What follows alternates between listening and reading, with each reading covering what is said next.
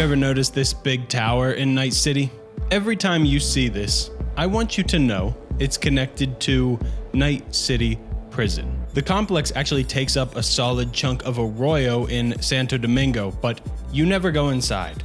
And believe me, you don't want to. We are going to go on a journey through the different possibilities of your prison experience. Bill is a janitor at a corporate office. He's cleaning the floors when he notices a senior corporate spy's office door is left open. Bill normally doesn't have access to that room. He would have to get special clearance on specific days when someone else is present. He thought maybe the room was left open for him to clean it, so he peeked inside and saw a mess well beyond his pay grade. The corporate spy was lying on the ground bleeding, so Bill rushed over and looked for his trauma team card. He figured they should be on their way already, but he didn't want to take any chances, so he called them.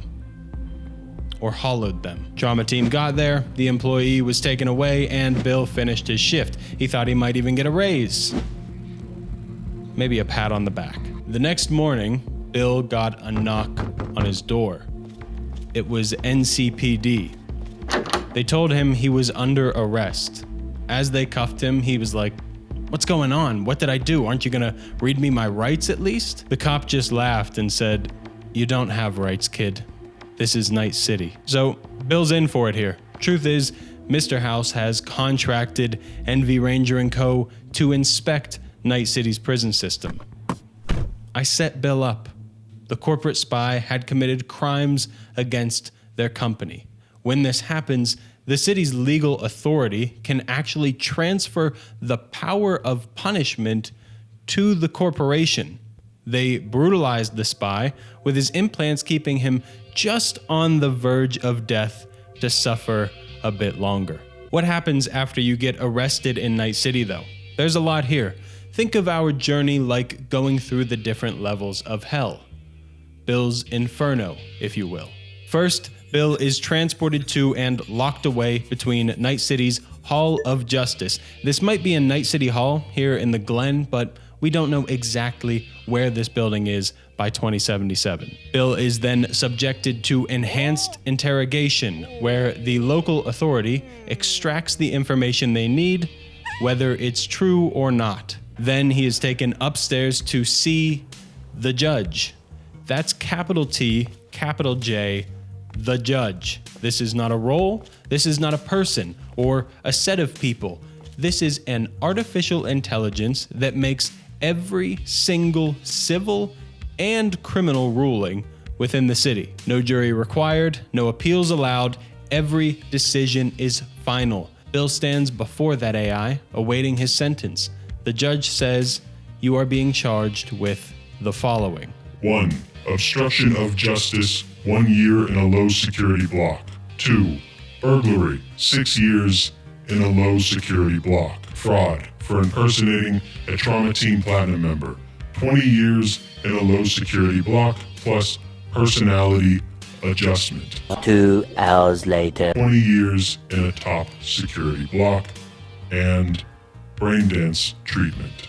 Your sentences will be served consecutively for a combined term of 92 years and 7 months. No bail will be posted, and there is no possibility for parole. You have been given the maximum sentencing for each crime committed, as they were against a job-producing corporation. Bill tried to ask what the hell just happened. He didn't even get a chance to talk to an attorney. The judge coldly informed him that if a Night City resident cannot afford their own attorney, they are not guaranteed a public defender. Dismissed. Bill, staring blankly into the abyss, was taken away and sent to begin his 27 years in a low security block. So here we are at the NC prison. The parking lot is pretty barren, and the main entrance is the building with the large tower. Bill is somewhere in there.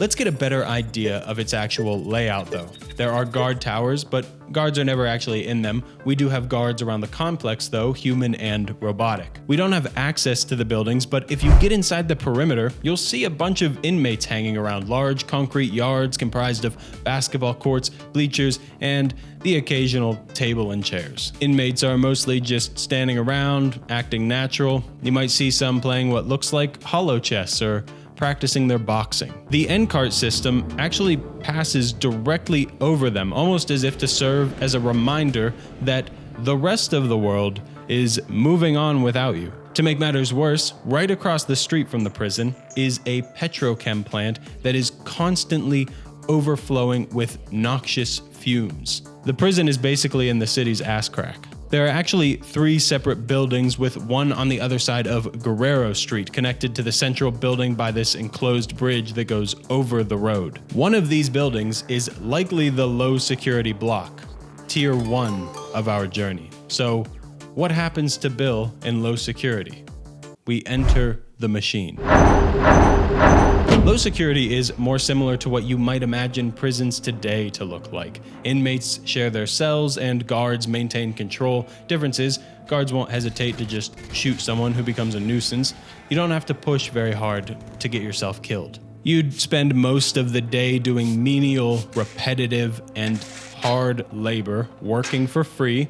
This way, you'll probably be too tired to cause problems. You essentially become a slave once you're imprisoned. If you do decide to cause problems and manage not to get killed, you'll just be sent to a higher security prison.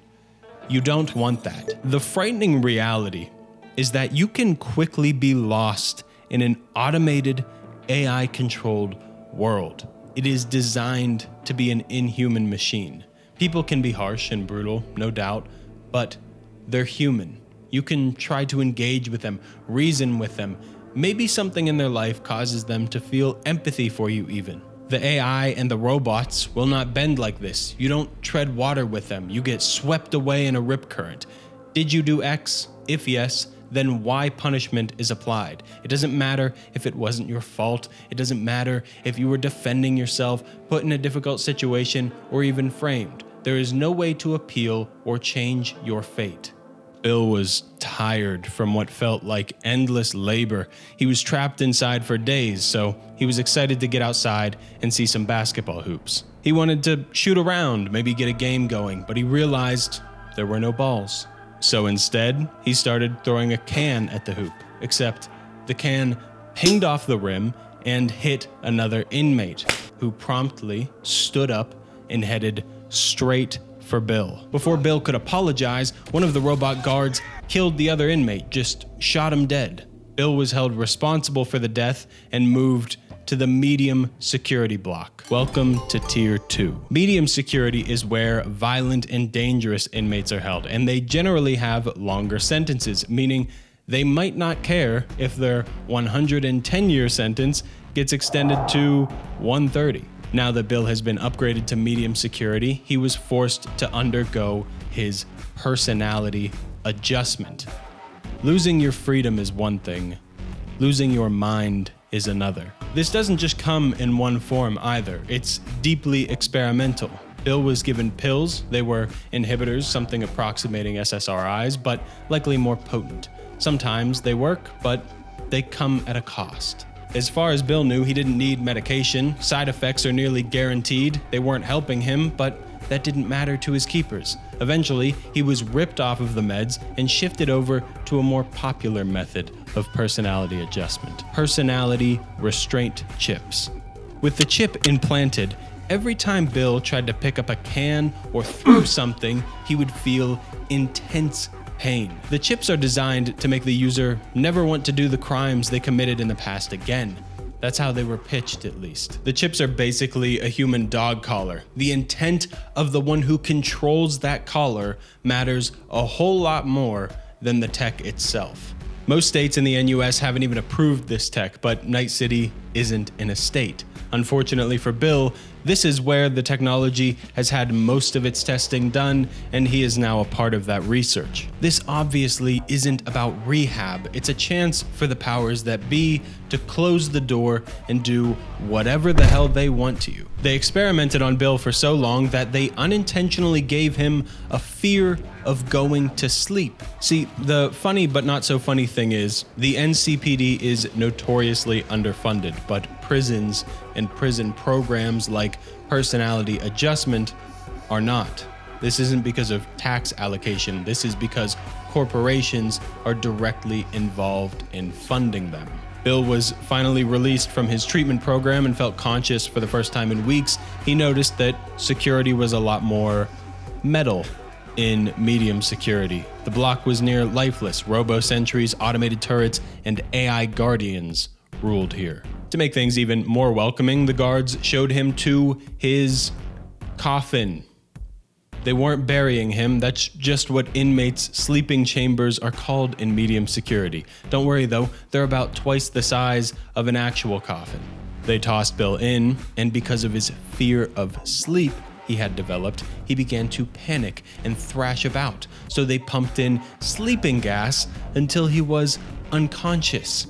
This is standard practice for inmates who get aggressive in their coffins. This happened every single night, and because Bill couldn't help his newly developed sleep disorder, he was taken to an AI guardian. The guardians are often decision makers in medium security, so once again we can see that AI are almost entirely responsible for sentencing and punishment decisions. The corporations and local government invested in them because it saves on manpower and a few pennies. At your expense, of course. Because Bill couldn't stop freaking out inside of his coffin, the AI guardian sentenced Bill to an electro-whipping. He was tied to a large X-shaped cross while the city executioner tore apart his back with an electrified metal whip. Kinky. 10 whips is enough to kill a man, so they generously gave him 9.5. If you commit a relatively minor crime, you'll probably just get 3. How nice. You can also choose to be electro-whipped to reduce a fine. As long as you're okay with it being open to the public, you can trade your pain and humiliation for people's entertainment. This brings us to Tier 3. After Bill received his whips, he was moved to a high security block.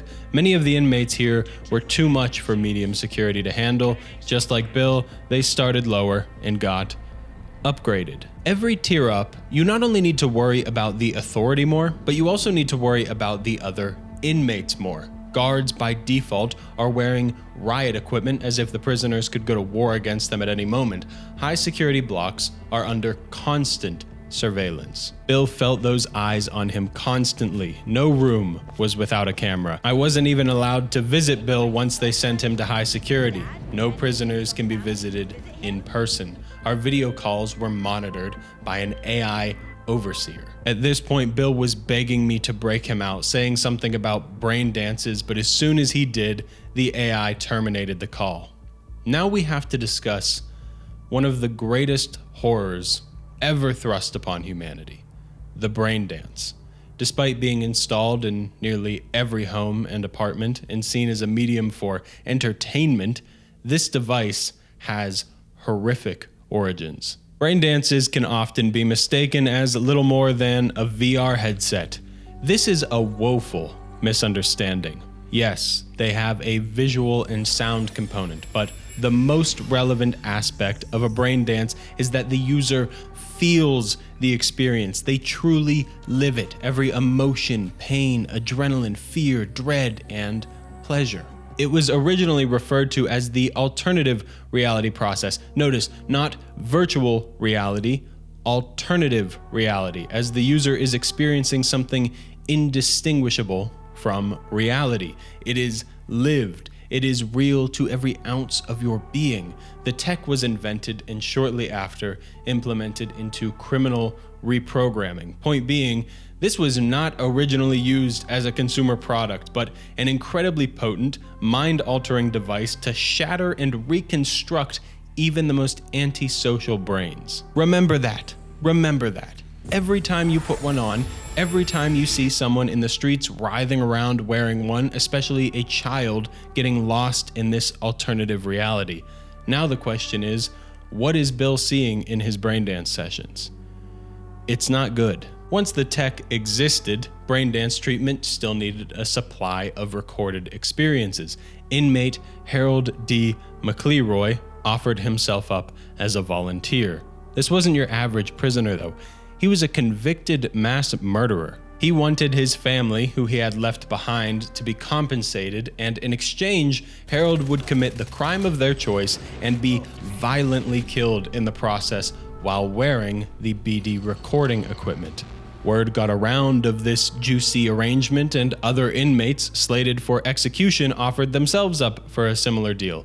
Dead men walking found a way to provide purpose to their deaths in their final moments. Give back to a family they destroyed, contribute to society, or just go out with a bang, leave their mark, and become eternal. Bill, day in, day out, for hours and hours on end, was living out death, living out pain and torture. Every terror you could imagine packaged in a convenient funnel and streamlined straight into his consciousness. By now, the library of experiences they have at their disposal can outlast any prisoner. What began as a correctional tool, something to hopefully rehabilitate prisoners, has now become a tool to just torture them, as they're locked in a system of artificial intelligence and vile human minds whose incentive is to keep them trapped in that system. The machine feeds itself. Many who undergo braindance treatment beg for death. They'll do anything to get out of this cycle. This brings us to the story of the Sinner Man, Joshua Stevenson. No, not just anyone. Joshua Stevenson, a fucking murderer. I'll tell you more inside. Get in. You're driving. Joshua committed armed robbery 12 years ago and in the process killed several people. He felt nothing when he did it. He killed them simply because he had a gun and they were there to be shot. One of the people he killed was the wife of Bill Jablonski, not to be confused with our Bill. Jablonski wants to get revenge on Joshua, understandably. His plan is to ambush Joshua while he is being transported, but Lieutenant Vasquez, NCPD! Stop right there! You're protecting a murderer! Drop it or I shoot! Officer Vasquez kills Mr. Jablonski first. 12 years have passed, and this man has lived with the pain of losing his wife, only to be killed by the authorities who are protecting the person that killed her. The trail of damage Joshua has caused is difficult to quantify. For every victim he killed, a butterfly effect was unleashed on their friends and families. However, Joshua, after all this time, is finally going to be executed. More death, but he managed to cut himself a deal. Remember, those slated for execution become prime braindance volunteers. Joshua has been locked away, getting braindance treatment himself, spending time alone, and supposedly finding faith. I shot and killed several people in cold blood, and it didn't mean anything to me at the time. But behind bars, you get all the time in the world to think.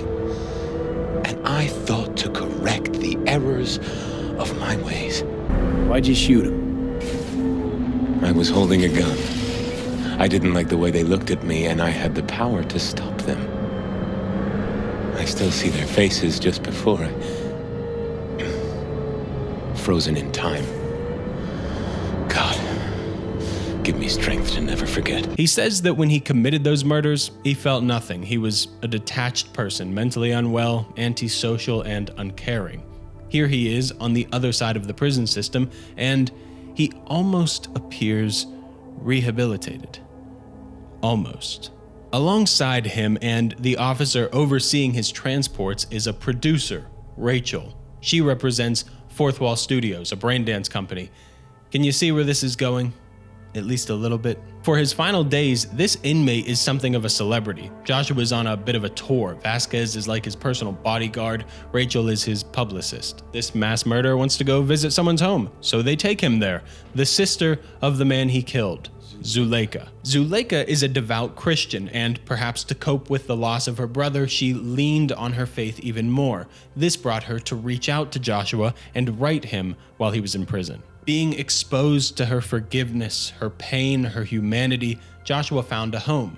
He found a new identity, but not necessarily one as a Christian. I'll explain in time.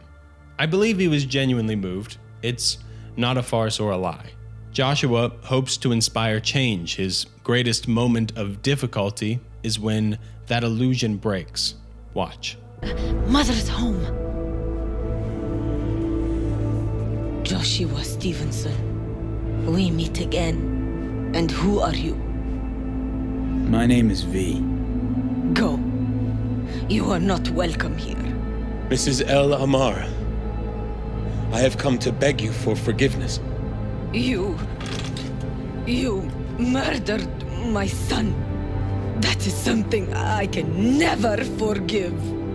I truly do regret the pain I have caused you. Out of my house, now! Just go, please. Out, all of you! This time he confronts the mother of the man he killed. She is not interested in hearing him out. She is not looking to forgive him. The very sight of him brings her great pain. This is when Joshua's whole new paradigm of the world is completely shaken. He has not had to face the people he harmed while he remained in prison. The one he engaged with wrote him notes in a positive manner. This seems to have given him the false idea that the world was just ready to receive him, that they were there simply to offer him forgiveness. Just wish I could have talked to Gloria and explained everything. If somehow I thought she'd find it in her heart to forgive me. He's baffled after the interaction, almost as if he can't understand her pain, almost as if he hasn't changed as much as he originally appeared. His inability to process other people's emotions is still present. Joshua is not just being executed, though. He's not just doing another brain dance death experience for the database of the prisons.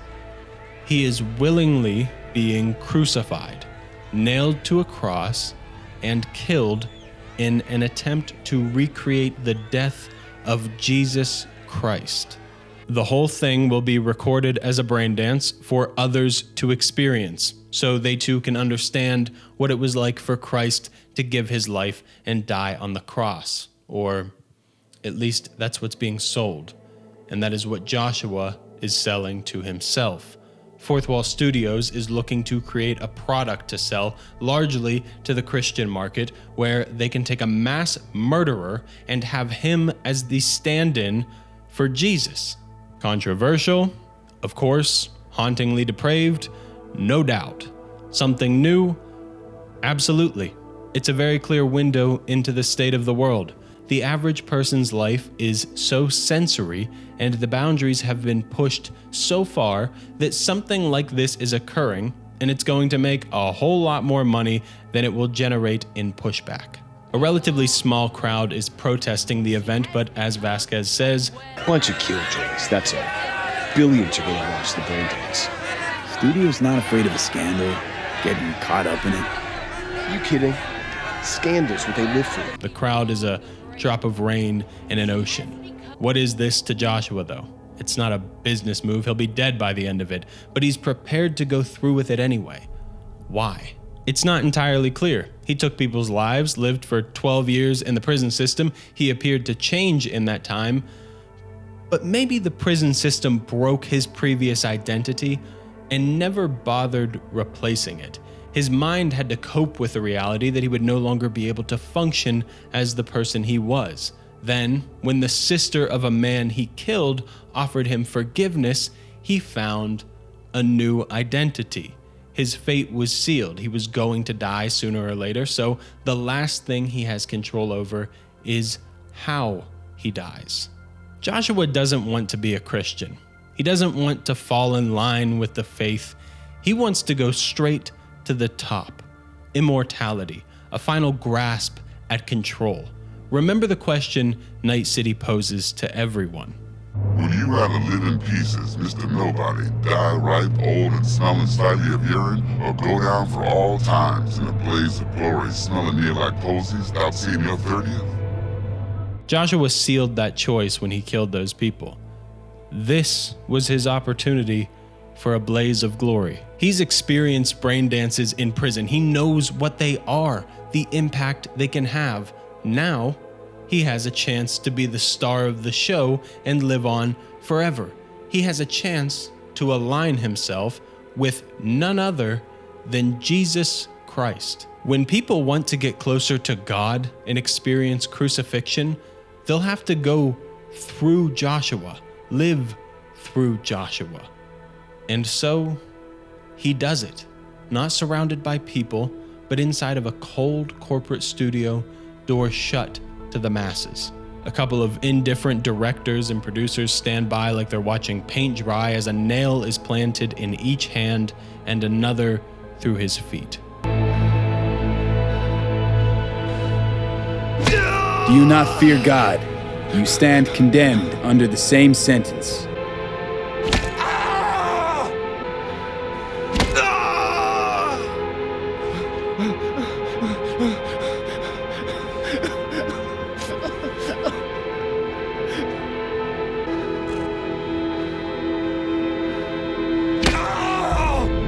Father, forgive them, for they know not what they do.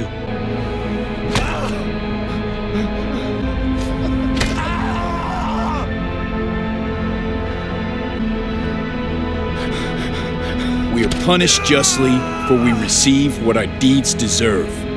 But this man has done no wrong. Remember me when you come into your kingdom.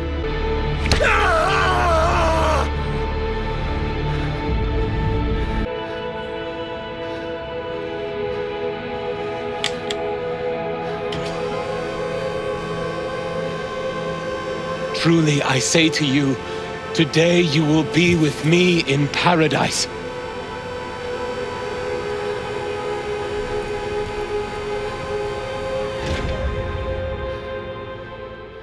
And then, the life leaves his body. In the end, those families lost their loved ones, and nobody cared.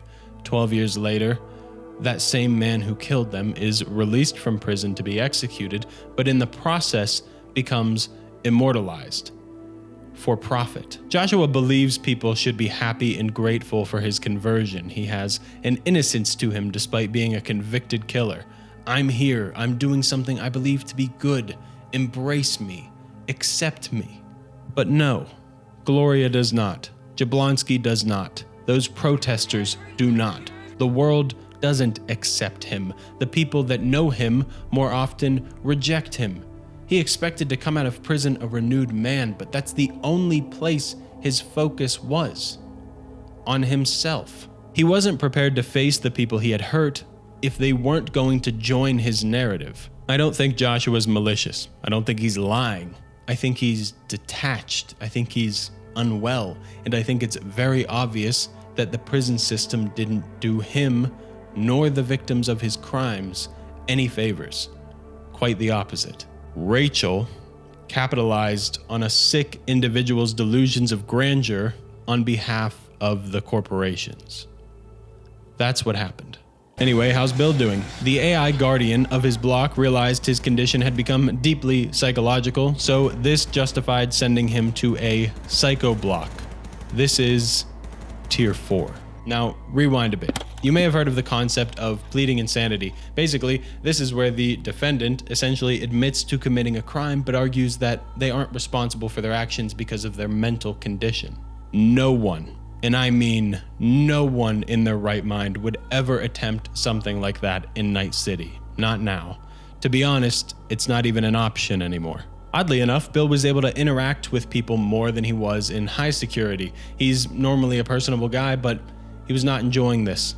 The people here are severely warped. He saw more inmates get killed in his first week at Psycho Block than he had in every other block combined, and it was mostly done by other inmates. People were also getting killed by the doctors, but not intentionally. The doctors sent here are the rejects, those who don't get hired by the corporations. They're unqualified as is, but they're also dealing with the most difficult, unstable, and vulnerable of patients. To make matters worse, Bill was thrown on more medication, this time even more experimental than before. Some pills made him violent and unpredictable, others left him completely conscious, but paralyzed his entire body.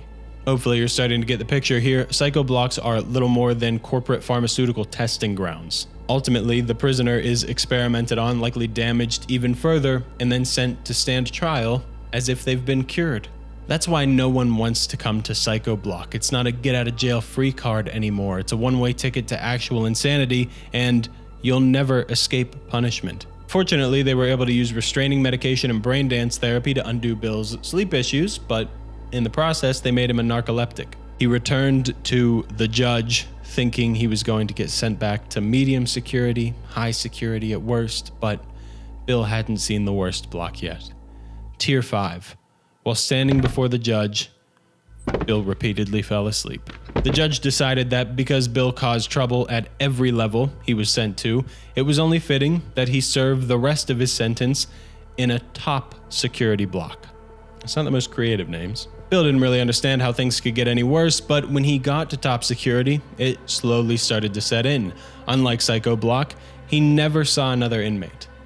Never. He rarely saw humans at all. Hell, he stopped seeing the sun, the moon, the sky.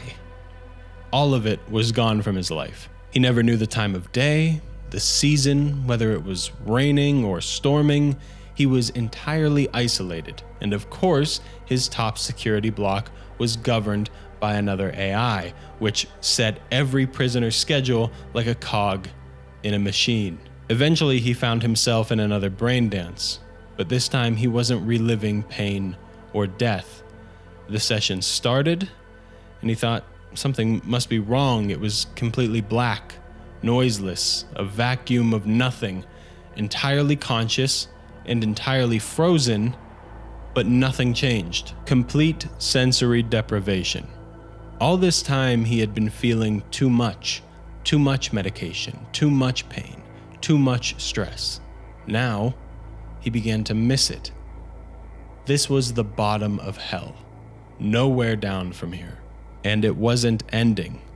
Before, he'd spend about 12 hours in a brain dance, sometimes more. What he didn't realize was he was dropped into a cryotank, his body temperature controlled and immobilized. He would spend the next 3 years here, unable to speak, unable to move, seeing nothing, hearing nothing, feeling nothing, wide awake. I couldn't just stand by and let this happen, so I pulled together every eddy I could for a lawyer and assembled a team to break Bill out. The plan was not to escape the law, but commit a follow-up crime alongside Bill to get a resentencing. We needed to be exiled. Working with our lawyer and committing the right crimes after breaking Bill out, we both were sentenced to be exiled from Night City. They didn't just tell us to leave and hang up posters of our faces, they put chips in our heads that were coded to the city's network. If we were going to get within a certain radius, we would feel immense pain and could even drop dead. If we ended up in legal trouble in other cities, they could just add their network to our chips and we would be exiled from there as well. Screw up in enough places or piss off the wrong people, and you can wind up banned from civilization altogether. You might mistakenly think, that doesn't sound too bad. I'll just join up with some nomads. What do you think, this is preschool? Everyone's just kumbaya out in the Badlands? You'll get run down, robbed, and if you're lucky, they'll mercy kill you instead of letting you dehydrate and go delirious in the wastes. Don't worry, Bill is okay. This was all just a brain dance. You see, Bill did save that employee and commit crimes against his company. He wanted to stand trial and face the consequences of his actions. I told him that was a bad idea, but he didn't want to listen. I wasn't about to just let him get swept away in this system, so I had to show him what would happen if he tried to go through with it. Now he understands that there is no accepting it. He must run. So what happens if you try and outrun the law in Night City? NCPD officers? No. Max stack? Wrong again. The executioner is coming. Someone gets sentenced to death by the judge, and the executioner carries out the killing in the amphitheater outside of the Hall of Justice to a paying audience. Your death, their entertainment. If a prisoner escapes while on death row, it is the executioner's sole responsibility to end them. If you don't show up to your trial, the punishment is death. If you commit a minor traffic offense and sleep through your alarm, the executioner gets a notice on their desk. Locate and kill. And the executioner is an expert in doing exactly that. You do not need to be arrested. You do not need to be at your trial. If the evidence is presented to the judge and the judge condemns you, the executioner will find you. The machine must eat. All right. They've been in long enough. Pull them out.